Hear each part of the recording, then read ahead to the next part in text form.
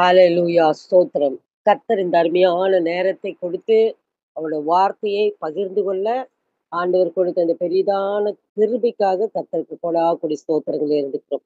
இன்றைக்கு நாம எத பார்க்கிறோம்னா, கர்த்தர் என் பெலன், கர்த்தர் என் பெலன். இந்த தலைப்புக்குரியது தான் பார்க்கும்போதே நமக்கு தெரியுது. எந்த எந்த எத பத்தியான செர்மன் எத பத்தியான வார்த்தைகள் கடந்து செல்லுன்னு. நம்ம அதுக்கான வசனம் என்னன்னா, ஏசாயா 37ஆம் அதிகாரம் 3ஆம் வசனம். ஏசாயா 37:3. இவர்கள் அவனை நோக்கி, இந்த நாள் நெருக்கமும், கண்டிதமும், தூஷணமும் அனுபவிக்கிற நாள். பிள்ளை பேறு நோக்கி இருக்கிறது, பெறவோ பலனில்லை. பாருங்க, இது எப்படி ஒரு நெருக்கமான நேரத்தை குறித்து இந்த வசனம் சொல்லுதுன்னு. பிள்ளை பேறு நோக்கி இருக்கிறது, பெறவோ பலன் இல்லை. இந்த வசனத்தின் கடைசி வரியை நாம் தியானித்து பார்ப்போமானால், கர்ப்பத்தை சுமந்து கொண்டிருக்கிற தாய்க்கு பேறுகாலம் முடியும் நேரத்துல, குழந்தை தாயின் வயிற்றிலிருந்து வந்தே ஆக வேண்டும். அப்படி வராமல் இருந்தா, அந்த தாயும் குழந்தையும் இறக்க நேரிடும். ஆனால், தாயும் சேயும் உயிரோடு இருக்க வேண்டுமென்றால், பிள்ளை பிறந்தே ஆக வேண்டும். இங்கு இந்த வசனத்தின்படி பார்த்தால், பெறுவதற்கு பலன் இல்ல. பெறுவதற்கு பலன் இல்ல. பிள்ளை பெற்ற எல்லா தாய்மார்களுக்கும் தெரியும். பிள்ளைய வயிற்றிலிருந்து வெளியே கொண்டு வருவதற்கு எவ்வளவெல்லாம் பலத்த போட வேண்டும் என்று. எவ்வளவு வலியை அனுபவிக்க வேண்டும் என்று. இன்றைய காலகட்டத்திலே நவீனம் வளர வளர, பிள்ளையை சுமந்து கொண்டிருக்கிற பெண்கள், எங்களுக்கு வலியை தாங்க முடியாது. அறுவை சிகிச்சை மூலம் குழந்தையை எடுத்து விடுங்கள் என்று மருத்துவரிடம் கூறுவதை நாம் பார்க்கிறோம். நிறைய இடத்துல நம்ம கேட்டும் இருக்கிறோம். இந்த வசனம் கூறப்பட்ட சமயம் என்னவென்று பார்த்தால், அது மிக பயங்கரமான சூழ்நிலை. அதாவது எசேக்கியா ராஜா யூதாவை ஆண்டு கொண்டிருக்கும்போது, அசீரிய ராஜா சனகரிப் யூதாவில் இருக்கிற அரணான பட்டணங்களையும் பிடித்துக் கொண்டான். அதற்கு பிறகு யூதாவின் தலைநகராகிய எருசலேமை பிடிக்க வருவதை குறித்து தன்னுடைய படைத்தலைவன் ரப்சாக்கேவை எசேக்கியாவிடத்திற்கு அனுப்பினான். எசேக்கியா ராஜாவின் பிரதானிகள் எசேக்கியா ராஜாவின் பிரதானிகள் ரப்சக்கே சொன்ன வார்த்தைகளை, அதாவது எருசலேமை பிடிப்பதை குறித்து எசேக்கியா ராஜாவிடம் கூறினபோது, எசேக்கியா ராஜா தன்னுடைய பிரதானிகளை தேவனுடைய ஊழியக்காரனாகிய ஏசா தீர்க்கதரிசியிடம் ரட்டுடுத்தவர்களாக அனுப்பினான். எப்ப ஏசாயா தீர்க்கதரிசி எசேக்கியா பீரியட்ல இருந்திருக்கிறாரு. கர்த்தருடைய ஊழியக்காரனா. நம்ம ஏசாயா தீர்க்கதரிசி ஏராளமான ஒரு வாக்குத்தத்த வசனங்கள், கர்த்தருடைய பிறப்பு பற்றியும், இறப்பு பற்றியும் சகலத்தையும் அந்த எசேக்கியா புஸ்தகத்துல நம்ம பார்க்கிறோம். அப்படிப்பட்ட ஒரு பெரிய தீர்க்கதரிசி தான் ஏசாயா தீர்க்கதரிசி. அப்போ இந்த எசேக்கியா ராஜா கர்த்தருக்கு நன்மையான செய்தவர், நல்ல நன்மை செய்தவர். அப்படி இருக்கும்போது அப்படிப்பட்ட ஒரு மனிதனு கூட கர்த்தர் என்னென்ன சொல்றாரோ அதெல்லாம் செஞ்ச கர்த்தருக்கு அவர் சொன்னபடி செஞ்ச ராஜான்னு நம்ம பார்க்கிறோம் எசேக்கியா. அந்த டைம்ல ஏசாயா ஒரு கர்த்தருடைய ஊழியக்காரன். அப்படிப்பட்ட ஒரு கர்த்தருக்கு கர்த்தருடைய வார்த்தைகளை கேட்டு செயல்பட்டுக்கிற மனுஷனுக்கு கூட இப்படிப்பட்ட ஒரு சூழ்நிலைகள் வரத்தான் செய்யும். இப்படிப்பட்ட சூழ்நிலைகள்.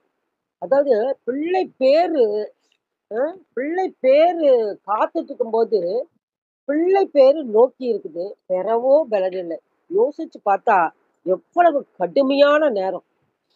கர்த்தருக்கு மிக மிக பிரியமா அவருடைய வசனத்தை அவரோட வார்த்தைக்கு கீழ்ப்படிந்து வாழ்ந்த எசேக்கியா ராஜாவாக இருந்தாலும், சில சூழ்நிலைகளை கடினமான சூழ்நிலைகளை சந்திக்க நேர்ந்தது. அப்படித்தான் நம்ம அனைவரோடு கூட எவ்வளவோ கர்த்தரை நோக்கி கொண்டிருப்போம்.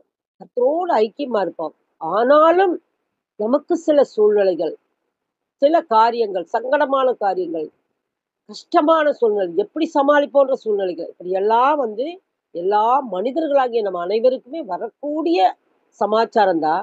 எசேக்கியா ராஜாவின் பிரதானிகள் ஏசாயா தீர்க்கதரிசியில கூறின வார்த்தை தான் நாம் இப்பொழுது தியானித்துக் கொண்டிருக்கிறோம். இந்த நாள் நெருக்கமும், கண்டிதமும், தூஷணமும் அனுபவிக்கிற நாள்.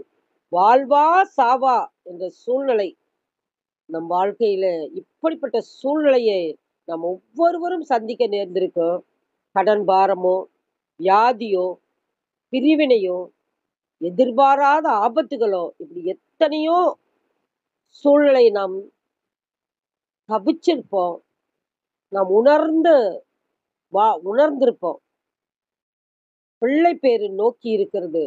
பிறவோ பலனில்லைங்கிறது எவ்வளவு கடுமையான வார்த்தை. கஷ்டமான சூழ்நிலையை கடந்தே ஆகணும். ஆனா, கடப்பதற்கு எந்த வழியும் தெரியாத சூழ்நிலை. பல சூழ்நிலையில நம்ம இப்படியெல்லாம் நம் வாழ்க்கையில சந்திச்சிருக்கிறோம். ஆனாலும் கர்த்தரை நம்ம இறுகி பற்றிக் கொண்டிருக்கும் பொழுது, இந்த சூழ்நிலைகளை ஜெயிக்க தேவன் வல்லவராய் இருக்கிறார். இது நம்ம ஒவ்வொரு நாளுமே, ஒவ்வொரு நொடி பொழுதுமே நம்ம அறிந்து கொள்ளும். இந்த வேதம் தான் நமக்கு எல்லாத்துக்கும் முன்மாதிரி. ஒவ்வொரு செர்மன்லயும் நான் சொல்லுவேன். இந்த வேதம் நமக்கு எல்லாத்துக்கும் முன்மாரின்னு. இது வேதம் ஆரம்ப நாள்லருந்து மனிதனுடைய இறுதி நாள் வரைக்கும் உள்ள சகல சமாச்சாரத்துக்கும் இந்த வேதம் ஒரு முன்மாதிரி. அப்படிப்பட்ட ஒரு சூழ்நிலை தான் இந்த முன்மாதிரியை குறிப்பதற்கான ஒரு சூழ்நிலை. அதாவது எவ்வளோ ஆண்டவரோட ஐக்கியமா இருந்தாலும் நமக்கு பாடுகள் இருக்குது. பாடுகள் இருக்குது.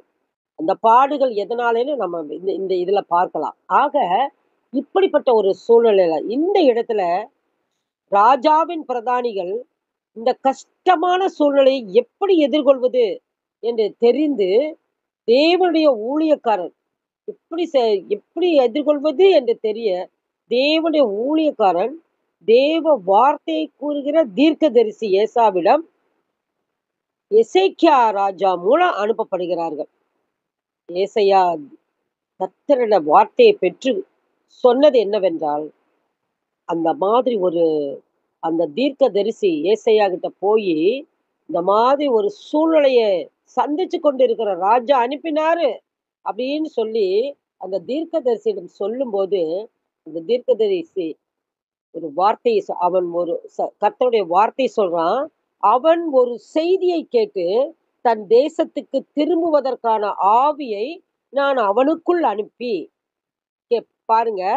அவன் ஒரு செய்தியை கேட்டு தன் தேசத்துக்கு திரும்புவதற்கான ஆவியை நான் அவனுக்குள் அனுப்பி அவனை அவன் தேசத்திலே பட்டயத்தால் விழ பண்ணுவேன் என்று கர்த்தர் உரைக்கிறார் என்பதை உங்கள் ஆண்டவனிடத்தில் சொல்லுங்கள். வந்த மனுஷர்கிட்ட பிரதானிகிட்ட எசேக்கியா அனுப்பின பிரதானிகிட்ட ஏசாயா தீர்க்கதரிசி சொன்ன ஒரு வார்த்தை எவ்வளவு ஒரு ஆறுதலான வார்த்தை பாருங்க. எவ்வளவு அந்த சூழ்நிலையை சந்திக்கக்கூடிய வார்த்தை பாருங்க. அந்த பயங்கர பிறவோ பலனில்லை அப்படிங்கிற ஒரு கடுமையான அந்த சூழ்நிலையில ஆண்டவர் செய்கிற காரியம் பார்த்தா ஒரு வார்த்தை, ஒரே வார்த்தை தான். அந்த ஒரு வார்த்தை சொல்லும் கர்த்தாவே. இந்த பாட்டெல்லாம் நம்ம பாடுறோம். அந்த யாவீர் அந்த படைத்தலைவனுடைய ஒரு வார்த்தை சொல்லுங்க ஆண்டவரு. என்னோட வேலைக்காரன் சொஸ்தமாவான்னு சொல்லுவான்னு. அப்படி ஆண்டவர் நம்ம நினைக்கிறோம் பெரிய மலையாட்டம், பயங்கரமான சூழ்நிலை. எப்படி நம்ம இத சந்திப்போம்? எப்படி இந்த சூழ்நிலை கடப்போம்? எப்படி நம்ம வாழுவோம்? எப்படி இது நடக்கும்? அப்படின்னு நம்ம இருதயம் முழுக்க அப்படியே திகச்சு போயிருக்கும். அப்படியே உலகமே நமக்குள்ள அப்படியே ஒரு பயங்கரமா இருக்கிற மாரி இருக்கும். ஆனா, கர்த்தர் அதை மாற்றுவது ஒரு வார்த்தை தான். ஒரு சின்ன செயல் தான்.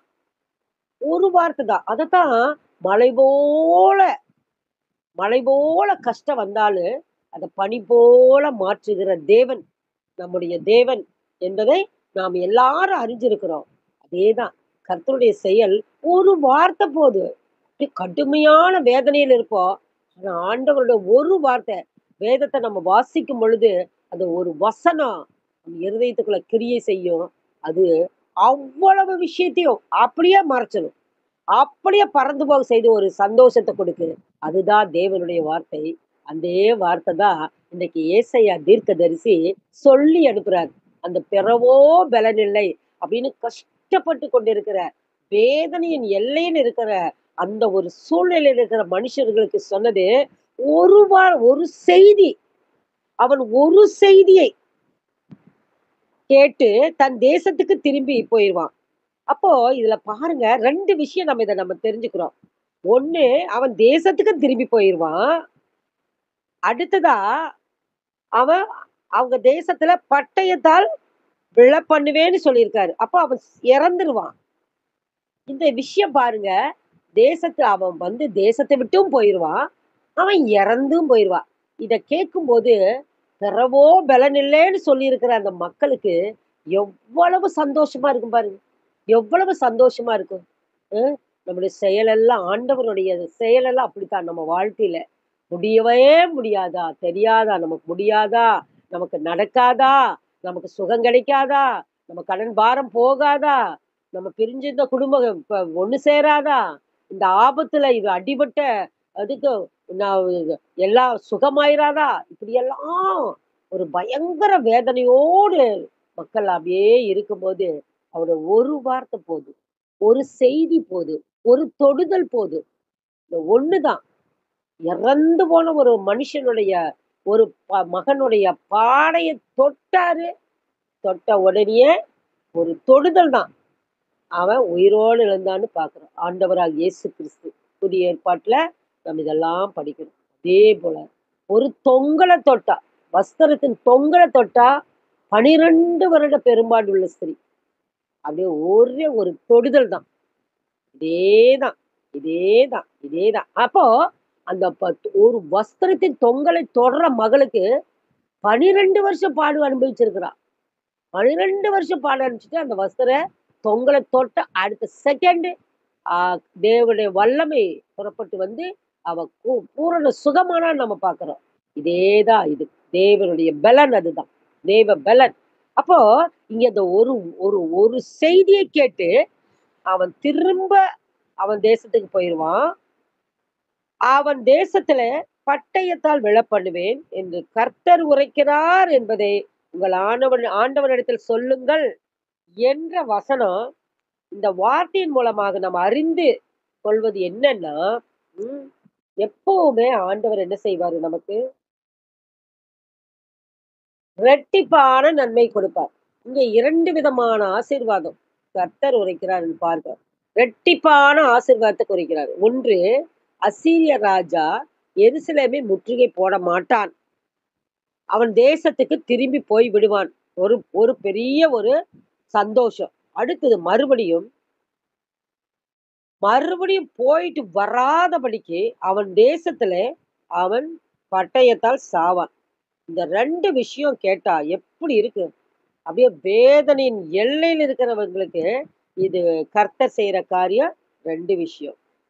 எப்பவுமே ஆண்டவர் ஒரு ஆசீர்வாதத்த நமக்கு கொடுக்கும் பொழுது, இரட்டத்தனையான ஆசீர்வாதம். இரட்டத்தனையான ஆசீர்வாதம். இரட்டத்தனையான ஆசீர்வாதம். இதுதான் தேவனுடைய செயல். இது இப்படி ஒரு சூழ்நிலைய எசேக்கியா ராஜா சந்தித்தது. இது யாருடைய பலத்துல, யாருடைய செய்கையில, யாருடைய காரியத்துல எசேக்கியா இன்றைக்கு ச சமாதானம் ஆனான்னு பார்த்தா, அது தேவனுடைய செய்தி. அதுதான் பலன். தேவனுடைய செய்தி தான் அவனுக்கு பலனா இருந்தது. அதே தேவ செய்தி தான் நமக்கு பலனா இருக்குது. வேதனையான காலங்கள்ல, துக்கமான காலங்களில, ம் நம்ம ஆண்டவர நோக்கி ஜெபிக்கும் பொழுது, ஆண்டவரோட வசனத்த வாசிக்கும்போது, அவர் குடுக்கிற ஒரு செய்தி தான் நமக்கு பெரிய பலன். தேவ பலன். 2 நாளாகமம் 14ஆம் அதிகாரம் 11வது வசனத்த நம்ம பார்த்தோம்னா, பலமுள்ளவனுக்காகிலும் அற்றவனுக்காகிலும் உதவி செய்வது உமக்கு லேசான காரியம். பாருங்க, பலமுள்ளவனுக்காகிலும், பலனற்றவனுக்காகிலும் உதவி செய்வது அவருக்கு லேசான காரியம். லேசான காரியம். இந்த வசனத்தின்படி இந்த காரியம் எவ்வளவு எளிதாய் முடிந்தது பாருங்க. யுத்தம் இப்ப கூட யுத்தம் நாட்டுக்கு நாடு நடப்பதாக இருந்தால், எவ்வளவு பேரழிவுகள் நடக்கும். மனிதர்கள், மிருக ஜீவன்கள், வீடு, வாசல், வயல், விளைச்சல் அனைச்சும் அழிஞ்சு போயிரும். இங்கு பார்த்தோமானால் ஒண்ணு அத்தனை அழிவுகளும் இல்லாம, அ அத்தனை அழிவுகளும் இல்லாம, கர்த்தர் ஒரே ஒரு செய்தியை முடித்து, அந்த அந்த காரியத்தை ஒரே ஒரு செய்தியிலேயே சகல அழிவுகளிலிருந்து விலைக்கு மீட்டான்னு பார்க்குறோம். நமக்கு தெரியாத எத்தனையோ அழிவுகள், எத்தனையோ குடும்பத்துல நடக்கிற காரியங்கள், இது எல்லாவற்றிலிருந்துமே ஆண்டவன் அந்த ஒரு வார்த்தை, ஒரு செய்தி, அந்த வேதனை குடுக்கிற அந்த காரியங்கள் நம் வாழ்க்கையில நடக்காதபடிக்கு ஆண்டவர் நம்மோடு இருந்து செய்கிற காரியம் பெரிதா இருக்கும். அவருடைய பலன் அவருடைய பலன் அவருடைய பலன் நம்மளை பலப்படுத்தும். நமக்கு சகாயம் செய்யும். இதுதான் ஆண்டவருடைய செய்தி. இதுதான் ஆண்டவருடைய செய்தி. இப்படித்தான் நம்ம ஒவ்வொருவருடைய வாழ்க்கையில நடக்கிற சம்பவங்கள் மிக பயங்கரமா, எப்படித்தான் இந்த கஷ்டத்தை, இந்த சூழ்நிலையை நம்ம சமாளிக்க போறோமோ என்று துடித்துக் கொண்டிருக்கும்போது, கர்த்தருடைய பிள்ளைகளுக்கு கர்த்தர் ஏதாவது ஒரு விதத்துல அதை சமாளிக்கக்கூடியதான சூழ்நிலையை தந்து விடுவார். நம்ம யோசிச்சே பார்க்க மாட்டோம். ஐயோ! இப்படி கூட ஒரு விஷயம் நமக்கு இருக்குதா? பரவாயில்லையே! இவ்ளோ ஒரு ஈஸியா இந்த காரியத்த முடிச்சுட்டாரு ஆண்டவர். அப்படின்னு நமக்கு ஆண்டவர பின்பற்றி, ஆண்டவர பற்றிக் கொள்ற பிள்ளைகளுக்கு, அப்படிப்பட்ட ஒரு அருமையான சூழ்நிலை, ஏதாவது ஒரு விதத்துல நமக்கு அந்த ஒரு கஷ்டத்திலிருந்து மீள்வதற்கு கர்த்தர் ஒரு பெரிய பலனாய் இருந்து, நம்மளோடு இருந்து அதை மீட்க கர்த்தர் கிருபை செய்வார். இப்போ யுத்தமெல்லாம் நாட்டுக்கு நாடு நடைபெற்று பேரழிவுகளை நம் கண்முன்னே பார்த்துக்குது. இப்ப நம்ம எல்லாம் கேள்விப்படுகிறோம். ஒவ்வொரு நாளும் செய்தித்தாள்ல, ஒவ்வொரு நாளும் செய்தியில நம்ம கேட்கிறோம். யுத்தம் பேரழிவுகள் பார்த்தா, அந்த குண்டு வீசி அந்த இதுல காசாவுல, யுக்ரைன்ல நம்மலாம் அந்த நாட்டுல நடக்கிற அழிவுகளை எல்லாம் கண்ணு முன்னால அந்த வீடியோவ பார்க்கும்போதெல்லாம் பரிதாபமா இருக்கும். எத்தன நஷ்டம்! அப்பா! பல மாடி கட்டடமெல்லாம் அப்படியே தீப்பொட்டி சரியிற மாரி சரிஞ்சு விழுகும். அந்த குண்டு அடிபட்டு. அ அப்படியெல்லாம் ஒவ்வொரு இடத்துலயும் நம்ம அது பார்க்கும்போது யோசிச்சு பாருங்க. எப்பேர்ப்பட்ட அழிவு! ஒரு நாட்டுக்கு நாடு ஒரு யுத்தம் நடந்தா எப்பேர்ப்பட்ட அழிவு! அது வீடு வாசல் மாத்திரம் இல்ல. எத்தனை மனிதர்கள் எத்தனை மனிதர்கள் தங்களுடைய உறவுகளை இழந்து, தாய் தகப்பனை இழந்து, உடன்பிறப்புகளை இழந்து, அனாதைகள் இன்றைக்கும் அதையெல்லாம் பார்த்தோம்னா, இன்னைக்கும் நடக்குது. அதே நடந்துட்டு தான் இருக்குது. ஆனாலும் அந்த அழிவுகள் மத்தியில எத்தனை பிள்ளைகள் அனாதையாயிட்டு இன்றைக்கு முகாம்கள் எல்லாம் கஷ்டப்பட்டுட்டு இருக்கிறாங்கன்னு பார்க்கிறோம். இது எல்லாமே அந்த விரோதமான செயல் நடக்கிறதுனால தான். நாட்டுக்கு நாடு விரோதமான செயல். ஆனா, அந்த விரோதத்தையும் ஆண்டவர் ஒரு செய்தியில அந்த எசேக்கியா ராஜாவுக்கு செய்த காரியம், ஒரு செய்தியிலேயே இத்தன பேரழிவுகளும் இல்லாம கர்த்தர் காப்பாற்றினார் என்று நாம் வேதத்துல தெரிகிற நாம், நம்முடைய வாழ்க்கையில அத பயன்படுத்தும்போது, ஒரு பெரிய ஒரு ஆசீர்வாதம், கர்த்தருடைய பலன் நம்மளோடு இருக்கிறது என்று நாம் அறிந்து கொள்ள முடியும். அதே மாரி இன்னொரு வ ச சம ச ச சமாச்சாரத்தையும் நம்ம பார்த்தோம்னா, 2 ராஜாக்கள் 3ஆம் அதிகாரம் 16, 17, 18 வசனத்த நம்ம பார்த்தோம்னா, கர்த்தர் உரைக்கிறது என்னவென்றால், "இந்த பள்ளத்தாக்கிலே எங்கும் வாய்க்கால்களை வெட்டுங்கள். நீங்கள் காற்றையும் காணமாட்டீர்கள், மழையும் காணமாட்டீர்கள். ஆனாலும் நீங்களும், உங்கள் ஆடு மாடுகளும், உங்கள் மிருக ஜீவன்களும் குடிக்கும்படிக்கு இந்த பள்ளத்தாக்கு தண்ணீரால் நிரப்பப்படும்" என்று கர்த்தர் சொல்லுகிறார். இது கர்த்தரின் பார்வைக்கு அற்ப காரியம். மோவாபியரையும் உங்கள் கையிலே ஒப்புக் கொடுப்பார். இந்த சம்பவத்த நாம் இதுக்கு முன்னாலேயே ஒரு செர்மன்ல சொல்லியிருக்கிறோம். ஆனாலும் இதுக்கு ரெலவென்ட்டா இருக்கிறதுனால, இதை மறுபடியுமாக நம்ம ஞாபகத்துப்படுத்திக்கலாம். இந்த சம்பவம் என்னவென்று நான் பார்க்க போனால், தண்ணீர் இல்லாமல் ஆடு, மாடுகள், மிருக ஜீவன்கள் 7 நாட்கள் மனிதர்கள் தண்ணீர் இல்லாமல் பாடுபட்டு கொண்டிருந்த நேரம், மோவாபியரை முறியடிப்பதற்காக இஸ்ரவேல் ராஜா, யூத ராஜா, ஏதோமின் ராஜா அவருடைய படைகளும் கூடி இருந்த சமயம், கர்த்தருடைய ஊழியக்காரன் எலிசாவை தேடி கர்த்தருடைய வார்த்தையை பெற்றுத்தான் நாம் வாசித்த வசனம். அப்பவும் ஊழியக்காரங்கள தான் தேடிட்டு இருந்தாங்க. ஊழியக்காரர் மூலியமா கர்த்தர் என்ன சொல்றாரு, ஆண்டவர் என்ன சொல்றாரு அப்படின்னு தேடி பார்க்கும் பொழுதுதான் இந்த மேல நம்ம வாசித்த வசனம். இந்த வசனத்துல ரெட்டத்தனையான இதுலயும் பாருங்க, ரெட்டத்தனையான ஆசீர்வாதத்தை பார்க்க முடியுது. ஒண்ணு, தண்ணீர் வந்தது. எங்கிருந்து வந்தது? ஏதோமிலிருந்து வந்தது. காற்றும் இல்ல, மழையும் இல்ல. ஆனா தண்ணீர் எங்கேயோ இருந்து மழை பெஞ்சு, அந்த தண்ணி அந்த வாய்க்கால் வழியாக வந்தது. வாய்க்காலை வெட்டுங்கள்னு சொன்ன தீர்க்கதரிசி சொன்ன வார்த்தையின்படி அவர்கள் வாய்க்கால் வெட்டும் பொழுது, அது எங்கேயோ பெய்த மழை தண்ணீர் அப்படியே இவங்களுடைய பள்ளத்தாக்கு எங்கு நிரம்பத்தக்கதாக தண்ணீர் வந்து நிரம்பினது போகிறோம். மோவாபியரை முறியடிப்பீர்கள். இது 2வது. ஒண்ணு உங்களுக்கு நீங்க கேட்டபடி தண்ணீர் கிடைச்சிரும். அதே மாதிரி நீங்க மோவாபியரை முறியடிப்பீர்கள். அப்ப முன்னாடியே நீங்க வெற்றி கொள்வீங்க அப்படின்ற வார்த்தைய நீங்க கேட்டுட்டீங்கன்னா, நீங்க வெற்றி கொள்வீங்க அப்படின்னு அந்த ஒரு வார்த்தை வந்தாவே, எவ்வளவு ஒரு பாக்கியமா, எவ்வளவு ஒரு சந்தோஷமா அவங்க போர் செய்து முறியடிக்க முடியுன்ற ஒரு தைரியத்தோட அவங்க போர் செய்ய முடியும் பாருங்க. இதேதான். இதே வார்த்தை தான் கர்த்தர் நமக்கு ஒவ்வொருவருக்குமே கஷ்டமான சூழ்நிலையில, சங்கடமான சூழ்நிலையில, நீங்க இத செய்வீங்க, உங்களுக்கு இது முடியும், இது உங்களுக்கு நடக்குன்னு சொல்லும்போது, அந்த சந்தோஷத்திலேயே நம்ம வாழ்வோம். அவர் எந்த நாள் நமக்கு கொடுக்க சாத்தியம் வைத்திருக்கிறாரோ, அந்த நாளிலே நமக்கு கட்டாயம் அவர் கொடுப்பார். இந்த ஒரு வசனம் நம்முடைய வாழ்க்கையில பெரிய ஒரு ஆறுதல். ஆமா. அவருடைய வசனம் எல்லாம் நமக்கு இரட்டத்தனையான ஆசீர்வாதத்தை கொடுக்க வல்லதாய் இருக்கிறது. பிள்ளை பேறு நோக்கி இருக்கிறது. "பெறவோ பெலன் இல்லைங்கிற" அந்த சூழ்நிலை எல்லாம் இந்த மோவாபியரை முடிக்கக்கூடிய முடிக்க முடிக்க கூடி வந்தாயிற்று. ஆனால் தண்ணீர் இல்லாமல் போனது. ம். பெலன் இல்லாமல் போனது. ஆனாலும் கர்த்தர் ம். தண்ணீரும் இல்ல, பெலன் இல்ல. தம்மை தேடி வந்த பெலன் இல்லாதவர்களுக்கு பெலனை கொடுக்கிற தேவன் நம்முடைய தேவன். பலனில்லாதவருக்கு பெலனை கொடுக்கிற தேவன் அவருடைய நமது யூதாவிலே 2 நாளாகமம் 14ஆம் அதிகாரம் 8, 9, 12 வசனத்த பார்த்தா, யூதாவிலே பரிசையும், ஈட்டியும் பிடிக்கிற 3,00,000 பேர். அடுத்ததாக ஒரு ஒரு ஒரு உதாரணத்தை பார்த்தோம்னா, யூதாவிலே பரிசையும், ஈட்டியும் பிடிக்கிற 3,00,000 பேரும், பென்யமீனிலே கேடகம் பிடித்து வில்லை நாணேற்று 2,80,000 பேரையும் சேனை அளவு ஆசாவுக்கு இருந்து இவர்கள் எல்லோரும் பராக்கிரமசாலிதான். ஆசான்ற கர்த்தருக்கு பிரியமான மனுஷன். அவன் வந்து ம ஐ அவன் ஈட்டிய பிடிக்கிற ம். ஆ 3,00,000 பேரு. பென்யமீனிலே கேடகம் பிடித்த வில்லை நாணயற்றவரு 2,00,000 பேர். ஆக மொத்தம் 5,00,000 பேர் தான் இருந்தாங்க. அவர்களுக்கு விரோதமா எத்தியோப்பியனாகிய சேரா 10,00,000 பேர் சேர்ந்து சேனையோடு 300 ரதங்களோடு புறப்பட்டு மாரே மரேசா மட்டும் வந்தான்னு நம்ம வேதத்துல பார்க்கிறோம். 2 நாளாகமம் 14ஆம் அதிகாரம் 8, 9 வசனத்தை பார்த்தோம்னா, இப்படியாக 5,00,000 பேர் யூதாவினுடைய ராஜா 5,00,000 பேர வச்சுட்டுருக்கிறான். கர்த்தருக்கு பிரியமான ஆசா. அவனுக்கு எதிர்கொண்டு வந்தவன் 10,00,000 பேரு. 10,00,000 படையோடு வந்தாங்க.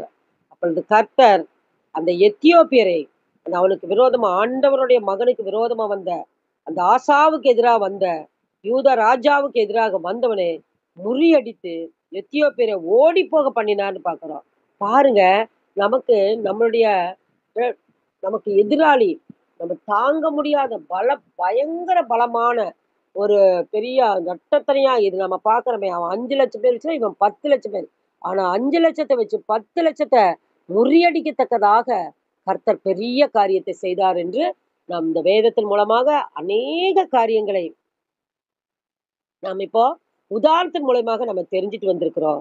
அதான் அதான் அவருடைய கர்த்தர் அவன் எப்பவுமே பலனுள்ளவனுக்கு பலனற்றவனுக்கு உதவி செய்வது அவருக்கு லேசான காரியம். அதே மாதிரிதான் நமக்கு பலன் இல்லையேன்னு கஷ்டப்படும்போது நமக்கு உதவி செய்வது தேவனுக்கு வெகு லேசான காரியம். ஆனா கொஞ்சம் பொறுமையோடு நம்ம காத்திருந்து கர்த்தருடைய காரியங்களை நாம் பெற்றுக்கொள்றோம். இதே போல இந்த சம்பவத்துல பார்த்தா யூதாவின் ராஜா ஆசா தன் தேவனாகிய கர்த்தரின் பார்வைக்கு நன்மையும் செம்மையுமானதை செய்தான் என்று பார்க்கிறோம். அப்போ நாம வந்து கர்த்தருடைய ஆசீர்வாதத்தை பெறணும் அப்படின்னா கர்த்தருடைய ஐக்கியமா நம்ம இருக்கணும்.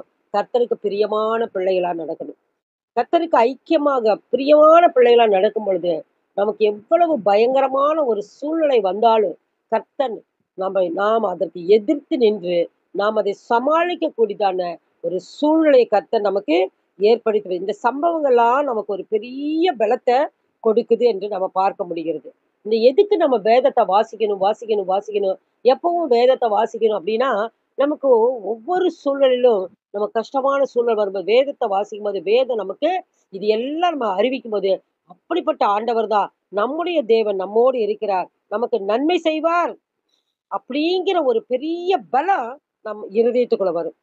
எப்படி நம்மால இந்த இத கட்ட முடியும் என்று கலங்கி திகைத்து நிற்க நேரமெல்லாம் அவர் நமக்கு தாங்கிக் கொள்ள பலன கொடுப்பார்.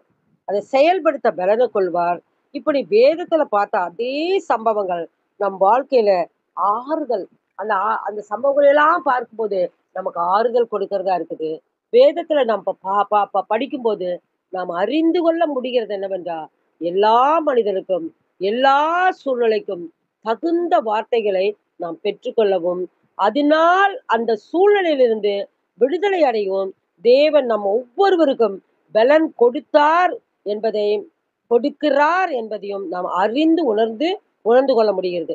பழைய ஏற்பாட்டின் காலத்துல இப்படியாக ஆண்டவர் தீர்க்கதரிசி மூலமாக சொல்ல வைத்து தம் சித்தத்தை தெரியப்படுத்தினார் என்று பார்த்தோம். பழைய ஏற்பாட்டில எல்லாம் ஒரு தீர்க்கதரிசி கிட்ட போய் கேட்டு கேட்டு தான் ஆண்டவருடைய வார்த்தை என்ன, வார்த்தை என்ன, வார்த்தை என்ன அப்படின்னு தெரிஞ்சுக்க முடியுது. அதற்கு பிறகு நம்ம புதிய ஏற்பாட்டின் காலத்துல, அதாவது ஆண்டவராகிய இயேசு கிறிஸ்து இந்த உலகத்துக்கு வந்து பிறந்து மனிதனாக வாழ்ந்து மனிதர்களுடைய எல்லா பாவங்களுக்காகவும் சிலுவையில ரத்தம் சிந்தி மரித்து 3ஆம் நாள் உயிரோடு எழுந்து பிறகு அவர் செய்த காரியங்கள் சற்று கவனிப்போமானால் எல்லா ஆண்டவராக இயேசு கிறிஸ்து இந்த உலகத்துக்கு வந்தது எல்லாம் முதலுக்கெல்லாம் தீர்க்கதரிசி மூலமானு தான் மனுஷர்கள் தேவனுடைய வார்த்தையை கேட்க பொழுது. ஆனா ஆண்டவராகிய இயேசு கிறிஸ்து நமக்கு நமக்கு நேரடியா நம்மளோடு ஐக்கியம் வைக்க ம்,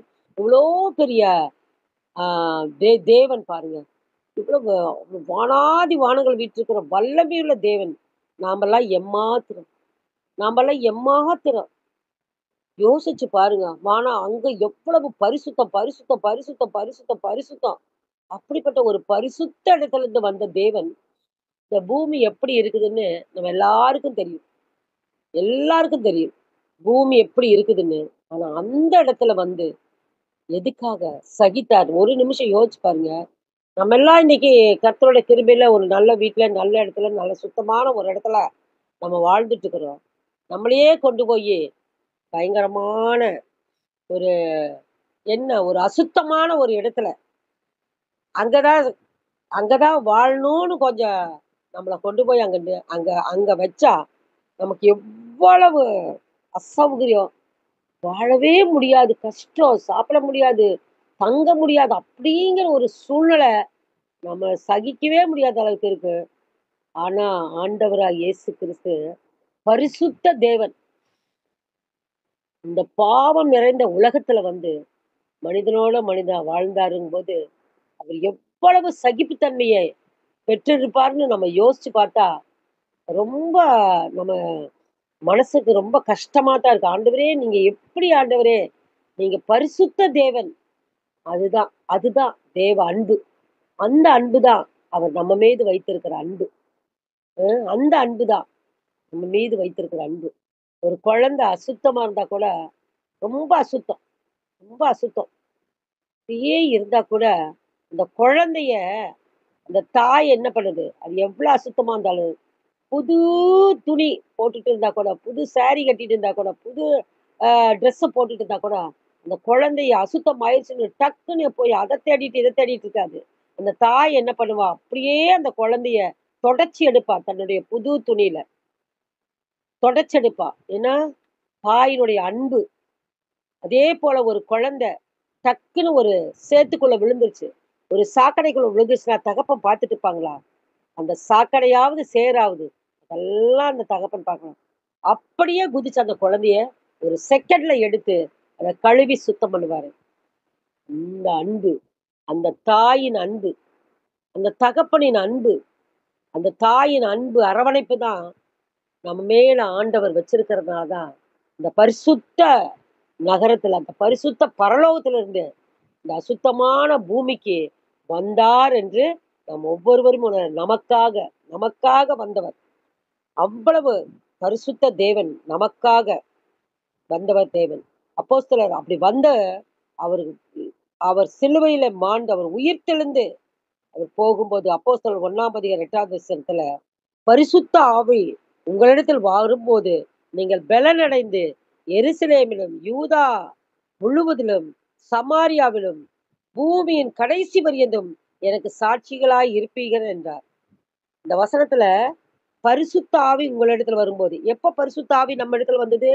அவர் மரித்து உயிர்த்தெழுந்து அவரு பிதாவின் இடத்துல செல்லும்போது, நான் உங்களுக்கு ஒரு தேற்றரவாளனை அனுப்புவேன்னு சொல்லி, அந்த பரிசுத்த ஆவியானவரை நம் மத்தியில ஊற்றும் பொழுதுதான், நம்ம பரிசுத்த ஆவியை பெற்றுக்கொண்டவர்களாக, பலனடைவர்களாக நம்ம நமக்குள்ள அப்படி ஒரு பலனை கொடுக்கிறார். பரிசுத்த ஆவி உங்களிடத்தில் வரும்போது, நீங்கள் பலனடைந்து, எருசலேமிலும், யூதா முழுவதிலும், சமாரியாவிலும், பூமியின் கடைசி வரைக்கும் எனக்கு சாட்சிகளாய் இருப்பீர்கள் என்றார்.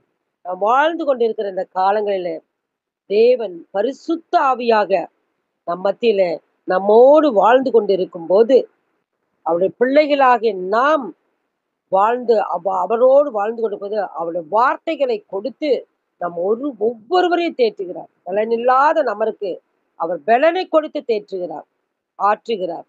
கடக்க முடியாத நேரங்களே நம்மை தூக்கி சுமந்து செல்கிறார் என்று பார்க்கிறோம். ஒரு காட்டு பாதையில ஒரு உதாரணத்துக்கு எப்பவுமே ஒரு சபையில அப்படி சொல்லுவோம். ஒரு உதாரணத்துக்கு ஒரு தகப்பனும் ஒரு குழந்தையும் காட்டு பாதையிலே நடந்து போயிட்டு இருக்கிறாங்க. அவங்க போயிட்டே இருக்கும்போது, ஆ அது அந்த மாரி ஒரு ஒரு சூழ்நிலையில ஒரு தகப்பனும், ஒரு மகனும் போகும்போது, அந்த மகன் வந்து அந்த தகப்பனிடத்துல கேட்கிறான், "அப்பா கொஞ்சம் தூரம் வரைக்கும் 4 கால் தடம் தெரியுது. ஆனா, அந்த அது வந்து பெரிய கால் தடம், சின்ன கால்." அப்ப அவங்க அப்பா சொல்றாரு, "பெருசு, அப்பா சின்னது, குழந்தைன்னு." அப்போ அந்த அப்படி கொஞ்சம் தூரம் போனோனே, முள்ளும், கரடும் முரடுமான நேரத்துல, "இந்த இடத்துல வரும்போது மட்டும் அந்த சின்ன கால் தடைய காணோமே!" அப்படின்னு சொல்லி அந்த மகன் தகப்பனிடத்துல கேட்கும்போது, அப்ப அந்த தகப்பன் சொல்றான், நீ நடக்கும்போது, நீ சின்ன பையனா நடக்கும்போது, சின்ன பசங்க நடக்கும்போது, அந்த கல்லையும், முள்ளையும் தாங்கி, இந்த குழந்தை கால அது நடக்க முடியாதுன்னு சொல்லிட்டு, தகப்பன் அந்த குழந்தைய தோள் மீது சுமந்துட்டு, அந்த தகப்பனுடைய கால் தட தான் அந்த 2 கால் தட. அந்த மீதி அந்த சின்ன கால் தட அங்க இல்ல. ஏன்னா, தகப்பன் அந்த நேரத்துல அந்த குழந்தைய தோள் மேல சுமந்துட்டு போயிருக்கான். அதனால தான் அந்த கால் தடை இல்ல. அதே போல தான். இந்த உதாரணத்த அந்த அந்த உதாரணம் தான் ஆண்டவர் நம்ம கடக்க முடிய கைய பிடிச்சு நம்ம கூட்டிட்டு போவாரு. ஆனா கஷ்டமான சூழ்நிலை, வேதனையான சூழ்நிலை வரும்போது, அவர் நம்மள தோள் மீது சுமந்து, நம்மள தாங்குகிற தேவனா இருக்கிறார்.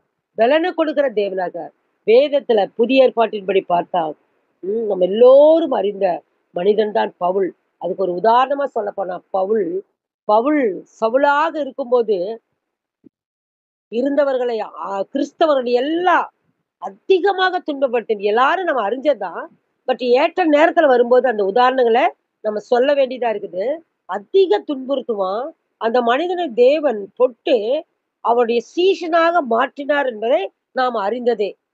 கடவுளுடைய சீஷனாக மாறிய பவுல், கிறிஸ்துவின் சுவிசேஷத்தை பிரசங்கித்ததின் நிமித்தம் பல சிக்கல்கள், பல இன்னல்களுக்கு உள்ளானார் என்பதை நாம் அனைவருமே அறிந்ததுதான். பலமுறை கசையடி, கப்பல் சேதத்தினால் ஏற்பட்ட பாதிப்பு, பசியின் கொடுமை, பலனற்று போன நிலைமை, இந்த மாதிரி கல்லெறியப்பட்ட நிலைமை, இப்படியெல்லாம் வேதத்துல சுவிசேஷத்த மக்களிடத்துல பவுல் போய் சொல்லும்போது, இவ்வளவு பாடுகளை அனுபவிச்சார் என்று நம்ம வேதத்துல பார்க்கிறோம். கல்லெறியப்பட்டு உயிரே போயிருச்சுன்னு ஒரு ஒரு இடத்துல இழுத்து கொண்டு போயி அந்த ஊருக்கு புறம்பே கூட போட்டுட்டாங்க. வெளிய இழுத்துக்கொண்டு, நாய இழுத்துட்டு போற மாரி இழுத்து கொண்டே போட்டாங்கன்னு பார்க்கிறோம். பலனற்று போன நேரங்கள்ல தேவன் தம்முடைய வார்த்தையினால தேற்றி, பலனற்ற நேரங்கள்ல பலன கொடுத்து, அத தாங்கி வழிநடத்தி, கடைசி வரை பவுல் கடைசி வரைக்கும் தன்னுடைய ஜீவன் வரைக்குமே அவரு ஆண்டவருக்காக ஊழியம் செய்தார். எதுல? தேவ பலத்துல. ஏன்னா இத்தனை கசையடிகள், இத்தனை சேதங்கள், இத்தனை பசி, இத்தனை பட்டினி, இத்தனை அவமானம், இத்தனை நிந்தைகள். இப்படி பலனற்று போன நேரத்துல பலன கொடுத்து, பலன கொடுத்து, பலன கொடுத்து, பலன கொடுத்து, தேவன் அவரை தாங்கி முழுமையாக தன் ஜீவனுள்ள நாள் வரைக்கும் அவர் கர்த்தருடைய ஊழியத்தை பெற்றார். அப்படி பெலன் கர்த்தர் கொடுப்பதனாலேயே அந்த ஊழியத்தை சக்சஸா செய்ய முடிஞ்சு. இன்றைக்கு பல இந்த வேதத்தினுடைய பல நூல் அது பவுலால எழுதப்பட்டது. பல நிருபங்கள் பவுலால எழுதப்பட்டது தான் என்று நாம் பார்க்கிறோம். அந்த 2 தீமோத்தேயு 4:7 நல்ல போராட்டத்தை போராடினேன், ஓட்டத்தை முடித்தேன், விசுவாசத்தை காத்துக்கொண்டேன். பாருங்க, நல்ல போராட்டத்தை போராடினேன், ஓட்டத்தை முடித்தேன், விசுவாசத்தை காத்துக்கொண்டேன். இவ்வளவு ஒரு அருமையான ஒரு வசனத்தை சொல்லி அவருடைய வாழ்க்கையை முடிச்சார் என்று பார்க்கிறோம். இதுதான் தேவனுடைய பலன். இந்த பலன்னால தான் அவர் நல்ல போராட்டத்தை போராடி ஓட்டத்தை முடித்து விசுவாசத்தை காத்துக்கொண்டேன்னு சொல்றார். இது எல்லாத்துக்கும் காரணம் தேவ பலன் அவரோடு இருந்ததுதான். அப்போ துரும் அவர அந்த இதே போலதான் இயேசு கிறிஸ்துவின் சீஷர்கள். நம்ம எல்லாமே சீஷருடைய வாழ்க்கை வரலாறு எல்லாம் படிச்சோம்னா ரொம்ப கஷ்டப்பட்டவங்க தான். சீஷர்களும் துன்புறுத்தின நேரத்துல தேவன் அவர்களுக்கு பலன் கொடுத்தாருன்னு பார்க்கிறோம். இன்றைக்கு நம்ம விசேஷித்த ஒரு தேசம் நம்முடைய இந்திய தேசம். ஏன்னா ஒரு விசேஷித்த தேசம்தான். இந்திய தேசம்ங்கிறது ஒரு விசேஷத்துனா நம்மெல்லாம் நம்ம இந்திய தேசத்தை குறித்து நம்ம மிக சந்தோஷப்படணும். எல்லா வளங்களும் எல்லா வளங்களும் பெற்ற இந்திய தேசம். எல்லா சூழ்நிலைகள், அதாவது வெப்பம், மித வெப்பம், குளிர் பிரதேசம், இப்படி இருக்கிற எல்லா சூழ்நிலையும் உள்ளது நம்ம இந்திய தேசம். இது சாதாரணமா இந்த பூமியில இந்திய தேசங்கிறது ஒரு விசேஷித்த தேசம்தான். அகாஸ்வேரு தேசம், இந்து தேசம் முதல் எத்தியோப்பியா வரை 127 நாடுகள் ஆண்டான்னு நம்முடைய தேசத்தை குறித்து அந்த பைபிள்லயே வார்த்தை இருக்குது. அப்படிப்பட்ட விசேஷமான தேசத்துலதான் நம்ம எல்லாருமே வாழ்ந்து கொண்டு இருக்கிறோம். அப்போ அப்படிப்பட்ட அந்த ஒரு இந்திய தேசத்துல யார் வந்தா? ஆண்டவருடைய கூடவே இருந்த சீஷன் தோமா வந்தார்ன்னு எல்லாருக்கும் தெரியும். இந்த தோமா இங்கு அவருடைய ரத்தத்தை சிந்தி இந்த சுவிசேஷத்தை நம்ம இந்திய தேசத்துல அதிகமாக ஆண்டவருடைய வார்த்தைகளை விதைத்தான் என்று பார்க்கிறோம். அந்த விதையின் காரணமாக அநேக மக்கள் வேதத்தை அறிந்து கொண்டார்கள், தேவனை அறிந்து கொண்டார்கள். ஆனாலும் அதற்கு பிறகு 1ஆம் நூற்றாண்டில் இது நடந்தது. அதற்கு பிறகு அது எல்லாம் நிறைய மக்கள் பின்மாறி போகத்தக்கதான ஒரு காரியங்கள், மற்ற மதத்தினர்கள் தங்களுடைய மதத்தை மிக மிக மிக மிக ஆஹ் ஆஹ் துரிதமாக ஆட்களை அனுப்பி மதத்தை பரப்பினார்கள் என்று சரித்திர புஸ்தகத்துல நம்ம படிக்கும்போது தெரிஞ்சது. ஆக தோமா வந்தப்ப நிறைய ஜனங்கள் அங்க ரட்சிக்கப்பட்டார்கள் அப்படின்னு தெரிய வந்து, அப்பேற்பட்ட ஒரு தோமா தேவனோடு கூடவே இருந்த ஒரு சீஷன் நம்முடைய தேசத்துக்கு வந்து நமக்கு கர்த்தருடைய வார்த்தை சொன்னது எவ்வளவு விசேஷித்த தேசம் பாருங்க. அப்படிப்பட்ட தேசத்துலதான் இன்றைக்கு நாம் வாழ்ந்து கொண்டிருக்கிறோம். இந்த காலகட்டத்துல நம் தேவனுக்கு ஊழியம் செய்யும் ஊழியக்காரர்கள் இன்னைக்கும் தேவ ஊழியக்காரர்கள் எல்லாம் துன்புறுத்தப்பட்டு கொண்டு இருக்கிறார்கள். நாம் எல்லாரும் கேள்விப்பட்டு இருக்கிறோம். இதே நம்முடைய தேசத்துக்குள்ள நிறைய ஊழியக்காரர்கள் துன்புறுத்தப்பட்டுட்டு இருக்கிறாங்க. எல்லா பிசாசின் செயல், வஞ்சனையான செயல், அப்படிப்பட்ட துன்புறுத்தப்பட்டு கொண்டிருக்கிற அந்த மக்களுக்கு நாம் நம்முடைய ஜெபத்தின் மூலமாக அவர்களை தாங்கி, அவர்கள் தேவனுடைய பலன் அவர்களுக்கு இறங்கி அவங்க பலப்படணும்னு நம்ம ஜெபிக்கணும். இது நம்மளுடைய நம்ம சேஃபா பத்திரமா கடவுள் வச்சுட்டு இருக்கிற நமக்கு அவர் கொடுக்கிற செயல், அவர் நமக்கு கொடுக்கிற காரியம் தான். இவர்களுக்காக நாம் ஜெபிக்க வேண்டும் என்பது தேவன் நமக்கு கொடுத்த கட்டாயமான செயல். பவுல் தம்முடைய ஊழியத்துல பட்ட பாடுகள் சகித்து கொண்டு ஆண்டவராகிய இயேசு கிறிஸ்துடைய சித்தத்தின்படி ஊழியம் செய்து வந்தார்னு நம்ம பார்க்கிறோம். நான் கர்ப்ப வேதனை படுகிறேன் அப்படி செஞ்சுட்டு இருக்கும் போது அவர் சொன்ன வார்த்தை என்னன்னா, நான் கர்ப்ப வேதனை படுகிறேன் என்று குறிப்பிடுவதை பார்க்கிறோம். வேதத்துல ஒவ்வொரு ஆத்மாவையும் கர்த்தரிடத்துல கொண்டு வந்து சேர்க்கிறதுக்கு கர்ப்ப வேதனைப்படுகிறேன்னு சொல்றாரு. பாருங்க, கர்ப்ப வேதனைப்படுகிறது. கலாத்தியர் 4ஆம் அதிகாரம் 19ஆம் வசனத்துல, "என் சிறு பிள்ளைகளே, கிறிஸ்து உங்களிடத்தில் உருவாகும் அளவும் உங்களுக்காக மறுபடியும் கர்ப்ப வேதனைப்படுகிறேன்." இந்த இடத்துல வருது பாருங்க. கர்ப்ப வேதனைங்கிறது எவ்வளோ பெரிய இது. இதே நம்ம வாசித்த இன்றைக்கு தலைப்பாய் வைத்தத பிள்ளை பேறு நோக்கி இருக்கிறது. பெறவோ பலனில்லை. அப்போ பெறவோ பலனில்லைன்னு சொல்ற அந்த நேரத்துக்குரிய அந்த வசனம், கர்ப்ப வேதனைப்படுகிறேன். அப்ப கர்ப்ப வேதனைப்படுகிறது எவ்வளவு பாடா இருக்கு பாருங்க. அப்போ ஒரு ஆத்துமாவ கர்த்தரிடத்துல கொண்டு வர்றது ஒரு கர்ப்ப வேதனைப்படுகிற காரியம். இந்த வசனப்படி பார்த்தா, ஒவ்வொரு ஆத்துமாவுக்குள்ளும் ஆண்டவரை அறியச் செய்யப்படும் செயல் கர்ப்ப வேதனைப்படுவதற்குரிய சமம் என்று அறிந்து கொள்ள முடிகிறது. ஆமா. ஒரு சாதாரணமா கர்த்தருடைய வார்த்தை உள்ள கடந்து செல்றதுங்கிறது பெரிய காரியம். அடுத்த ஒரு வசனத்தை பார்த்தால், தேவ ராஜ்யம் பலவந்தம் பண்ணப்படுகிறது. மத்தேயு 11ஆம் அதிகாரம் 12. யோவான் ஸ்நானகன் காலம் முதல் இதுவரைக்கும் பரலோக ராஜ்யம் பலவந்தம் பண்ணப்படுகிறது. பலவந்தம் பண்ணுகிறவர்கள் அதை பிடித்துக் கொள்ளுகிறார்கள். பார்த்தீங்களா? அந்த பலவந்தம் பண்ணு அதாவது ஆண்டவர் என்ன சொல்றாரு? என்னுடைய வார்த்தையை சமயம் கிடைத்தாலும், கிடைக்காவிட்டாலும் என் வார்த்தையை பகிர்ந்து கொள்ளுங்க, போதிங்கன்னு சொல்றாரு. எத்தனையோ சூழ்நிலைகள் நமக்கு வந்திருக்கும். ஆனா கர்த்தருடைய வார்த்தையை ப பலவந்தமாவது சொல்லுங்க அப்படின்றாரு. ஏன்னா, பலவந்தப்படுத்தி அந்த சூழ்நிலையை சந்தித்து ஒரு ஆத்துமாவை கர்த்தருக்குள்ள கொண்டு போறதுங்கிறது எவ்வளோ பெரிய விஷயம் தெரியுமா? அப்படி பலவந்தம் பண்ணப்பட்டு கிடைக்கிற பாக்கியம் என்னன்னா, நித்திய ஜீவன். நித்திய ஜீவன். ஆண்டவர் என்னிடத்துல சொன்னது என்னன்னா, எப்ப ஒரு வார்த்தைய என்னுடைய செய்திய நீ குடுக்கும்போது, நித்திய ஜீவனை குறித்து நீ சொல்லியே ஆகணும். ஏன்னா நித்திய ஜீவனுங்கிறது அவ்வளவு பெரிய விஷயம். இந்த நித்திய ஜீவனுங்கிறது உங்கள ஆத்துமா இன்றைக்கு இந்த சரீரத்தை விட்டு பிரிஞ்சு போனாலும், நித்தியமா தேவனோடு வாழ்வது என்பதுதான் நித்திய ஜீவன். அந்த ஜீவனை ஒவ்வொருவருமே பெற்றுக்கொள்ளணும். ஒரு ஆத்துமாவும் கெட்டு நரகத்துக்கு போவது என்னுடைய சித்தமல்ல. அப்படின்னு ஆண்டவர் சொல்லியிருக்கிறாரு. அந்த நித்திய ஜீவனை ஒவ்வொருவரும் பெற்றுக்கொள்ளணும்னா, இந்த ஆண்டவரை அறிந்த நாம் மற்றவர்களுக்கு, தெரியாதவர்களுக்கு அத சொல்லணும். அத சொல்லணும். அப்படியெல்லாம் சொல்லி, சொல்லி, சொல்லி, சொல்லி வந்தது தான் இன்றைக்கு நம்ம வரைக்கும் இப்படிப்பட்ட மகத்துவ தேவனை அறிந்து, அவருடைய பிள்ளைகளாக நாம இருக்கிறோம். நாம மட்டும் அவருடைய பிள்ளைகளா இருந்தா மட்டும் போதாது. இந்த உலகத்துல அவருடைய சித்தம் நிறைவேறணும்னா, அவருடைய வார்த்தை இந்த உலகமெங்கும் கடந்து சென்று, இந்த உலகத்துல இருக்கிற அனைத்து மக்களும் அவரை அறிந்து கொள்ளணும். அவரை அறிந்து அவருடைய வெளிச்சத்தை அவர்கள் ஒவ்வொருவரும் பெற்றுக்கொள்ளணும். அவங்க மனசு மாறணும். அவங்க ரட்சிக்கப்படணும். அவங்க எல்லாரும் நித்திய ஜீவன பெறணும்.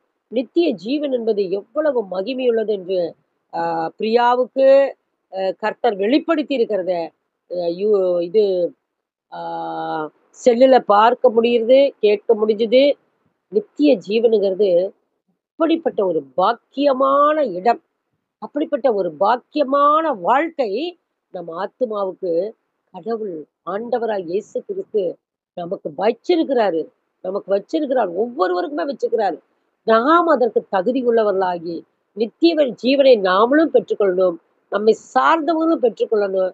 இந்த உலகத்துல இருக்கிற மனிதர்களும் பெற்றுக்கொள்ளணும்னு, நாம் ஒவ்வொரு நாளும் அதுக்காக என்ன செயல் நம்மளால செய்ய முடியுமோ, அந்த செயலை கர்த்தர் நம்மிடத்திலிருந்து எதிர்பார்க்கிறார்.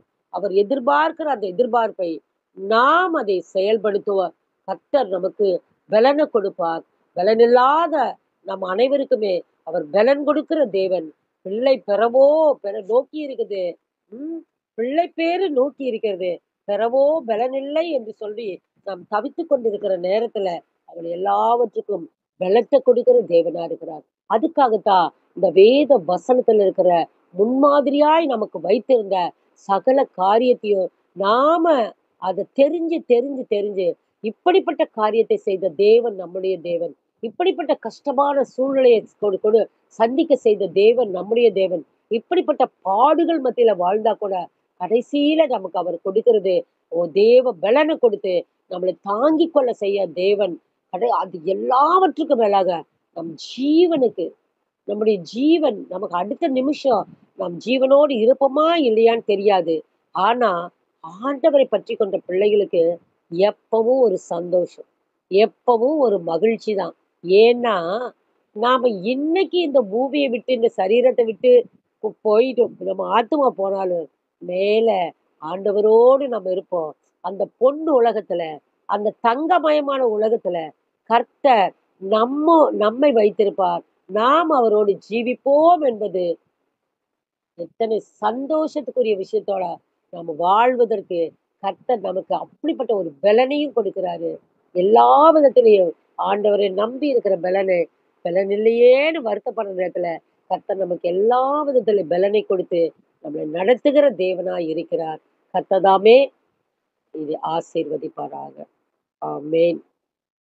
Thank you aunty. Thank you. கர்த்தர் உங்களை ஆசீர்வதிப்பார். கர்த்தர் உங்களோடு கூட இருப்பார்.